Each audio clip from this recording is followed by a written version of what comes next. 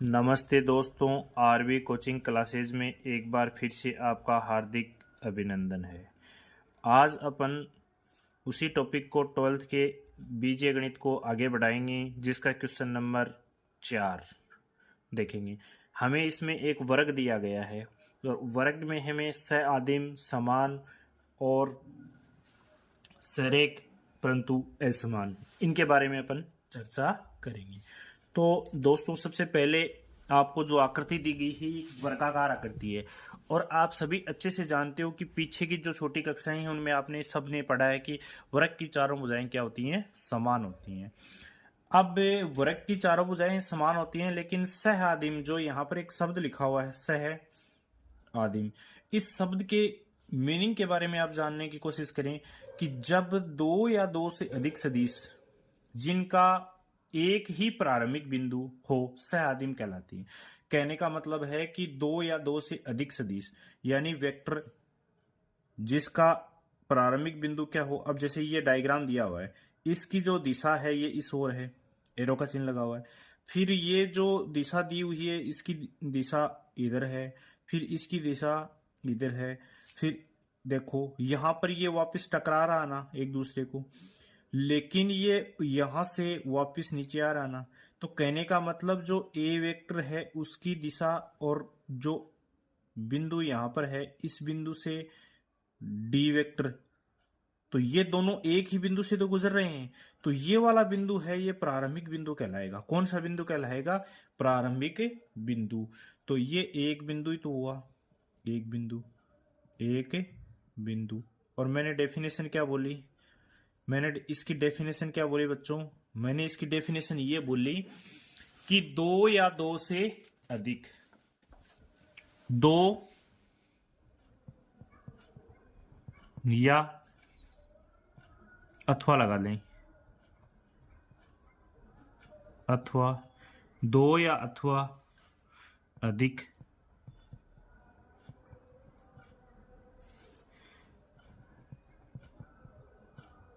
सदिश जिनका बिंदु एक हो, जिनका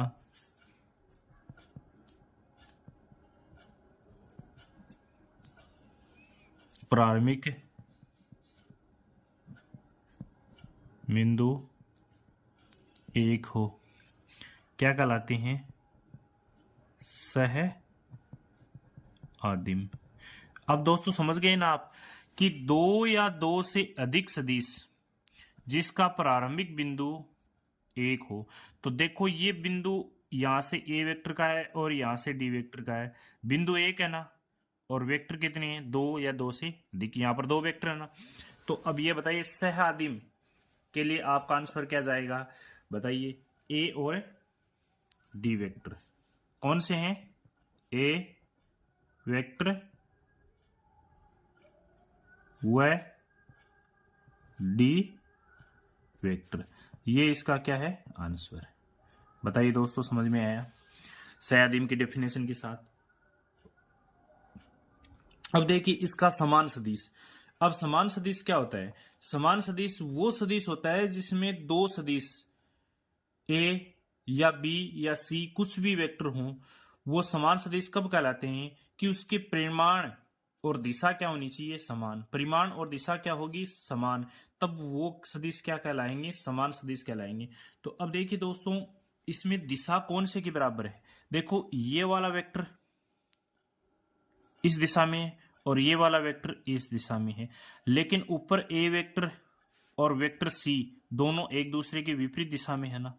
तो इसकी दिशा समान नहीं है ना भाई। परिमाण तो समान है क्योंकि ये एक वर्ग है। क्या है? एक वर्ग है। तो देखो ये वाली भुजा और ये वाली भुजा तो समान हो जाएगी, लेकिन इनकी दिशा भी समान है। लेकिन इन ए वेक्टर और सी वेक्टर की दिशा समान नहीं है, तो अपन इसको नहीं कह सकते ना। तो दूसरा जो समान सदिश दिया हुआ है, इस समान सदिश में अपन क्या लिख सकते हैं?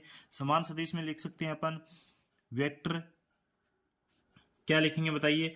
इसमें कौन सा वेक्टर समान है? इसमें डी वेक्टर बरोबर B vector. D vector B vector के समान है ना। क्यों समान है? इस बात का हमें पता है कि दोनों की दिशा क्या है? समान। दोनों की दिशा क्या है? समान। और परिणाम भी क्या है? समान। जब दिशा जब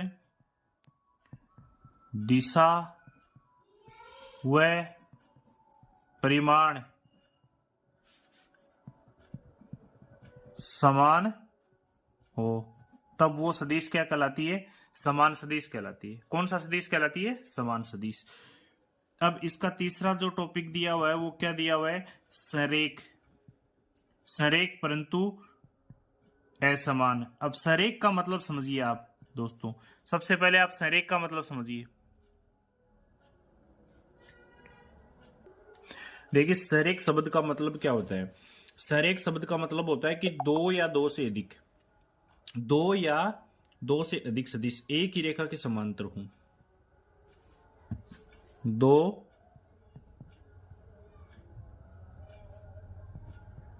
या दो से अधिक सदिश यदि एक ही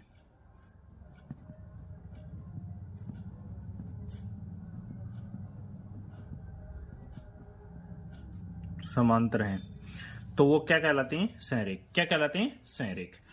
अब देखिए दोस्तों, इसमें संरेख का मतलब ये है कि जो आपको ये आकृति दी गई है, इस आकृति में कौन कौन से संरेख हैं। तो अब ये बताइए दोस्तों कि ये जो ए है, ए वेक्टर है, ये ए वेक्टर है, ये देखो कौन सी दिशा में चल रहा है? ये बी वेक्टर है, ये सी वेक्टर है, ये एक ही डायरेक्शन में तो चल रहे हैं। लेकिन हमें क्या पता करना है कि दो या दो से अधिक सदिश एक ही रेखा के समांतर हैं।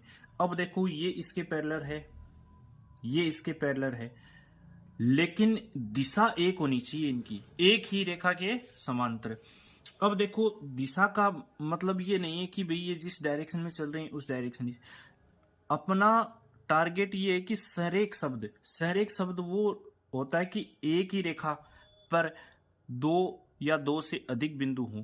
कहने का मतलब तीन बिंदु से स्टार्ट करेंगे तभी तो वो संरेख होगा। जैसे ये बिंदु है, इस बिंदु, ये एक रेखा है, इस रेखा पे एक बिंदु यहाँ हो गया, एक बिंदु यहाँ हो गया, एक बिंदु ये हो गया, दो या दो से अधिक बिंदु हो गई तो ये संरेख रेखा होती है। तो इसके अंदर हमें क्या सोचना है? हमें ये सोचना है कि हमें बताना है कि ये समांतर हैं, दो या दो से अधिक यदि एक ही रेखा के समांतर हैं तब वो संरेख कहलाते हैं। तो अपने को इस डायग्राम को समझना है कि जो ए है वो इस सी के समांतर तो है, लेकिन इनकी जो डायरेक्शन है वो अलग अलग है ना। तो यही तो है, संरेख है परंतु क्या है? असमान। संरेख है परंतु क्या है? असमान। बस हमें इसी का तो उत्तर देना है कि संरेख तो है, तो संरेख तो यही है, क्योंकि ये तो समान हो जाएगा, क्योंकि डी वेक्टर है वो बी वेक्टर, ये आपस में समांतर है ना, समांतर। और ये समान भी है क्योंकि इसकी दिशा क्या है? एक। लेकिन इनकी दिशा क्या है? अलग अलग। ए वेक्टर की दिशा व सी वेक्टर की दिशा क्या है? अलग अलग है। दिशा अलग अलग है और एक दूसरे के क्या है? समांतर। एक ही रेखा की क्या है? ये समांतर। तो इसका आंसर क्या हो जाएगा? ए वेक्टर और सी वेक्टर। ये क्या है? संरेख है। संरेख तो होंगे, संरेख है, परंतु क्या है? असमान। अब असमान का मतलब समझ गए ना, क्योंकि इसकी दिशा ए वेक्टर और इसकी दिशा सी वेक्टर है, इसकी डायरेक्शन इस ओर है और इसकी डायरेक्शन इस ओर है, यानी एक दूसरे की विपरीत दिशा में चल रहे हैं। तो इसके साथ ही अपन इस क्वेश्चन को कंप्लीट करते हैं। ये क्वेश्चन अच्छे से बच्चों आपको समझ में आ गया होगा। अब इसके अगला जो पार्ट है उसमें क्वेश्चन नंबर 5 दिया हुआ है, उसको अपन अच्छे से देखेंगे। देखिए जो दोस्तों इस क्वेश्चन में यह दिया हुआ है कि ए वेक्टर, और दोस्तों इसी का दूसरा क्वेश्चन हमें दिया हुआ है कि दो संरेख सदिशों का परिणाम सदैव समान होता है। कथन क्या है? असत्य। कथन क्या है? असत्य। असत्य क्यों है ये? इसका रीजन अपन जानने की कोशिश करेंगे, असत्य क्यों है। देखिए मैं यदि कोई भी मान ले लेता हूँ, माना कि मैंने एक मान लिया ए वेक्टर, वह दूसरा मान मैंने मान लिया 5 ए वेक्टर, ठीक है। अब एक बात बताइए, दिशा तो दोनों की सेम है, एक की तो ए वेक्टर है और दूसरे की 5 ए वेक्टर है, आई बात समझ में। लेकिन ये एक दूसरे के संरेख भी होंगे, कोई दिक्कत नहीं है, क्योंकि संरेख होंगे, क्योंकि दिशा सेम है, संरेख है। परंतु परिणाम क्या है? दोनों का अलग अलग नहीं है क्या?